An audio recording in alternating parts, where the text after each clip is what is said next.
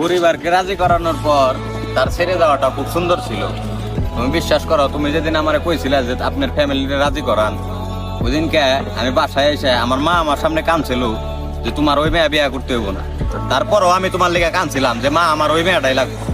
আমি তোমার ঠিক এতটাই ভালোবাসতাম। আমি আমার ফ্যামিলিরও এক সময় প্রেশার দিতে দিতে তারপর আমি রাজি করাইছিলাম যে মা আমি ওই মেয়েরই বিয়ে করবো, ওই মেয়েরই ভালোবাসি। কিন্তু তুমি ব্যাপারটা বুঝো নাই, তুমি জিনিসটা খুব সহজভাবে নিছো। মানে এই পরিস্থিতির শিকার যে ব্যক্তি না হয়েছে কোনোদিনই বুঝবে না যে নিজের বাবা মা যারা জন্ম দিচ্ছে হ্যাগো সামনে কান্নাকাটি করা একটা মেয়ের লিগে হ্যাগো কাছে যে কতটা কষ্টের, মানে যে পরিস্থিতির শিকার না হয়েছে কোনোদিনই বুঝবে না। এই পরিস্থিতির শিকারটা আমি করছিলাম। তারপরে হয়তো মানে তখন আমি ব্যাপারটা বুঝি নাই, তখন আমি তোমার খুব ভালোবাসতাম।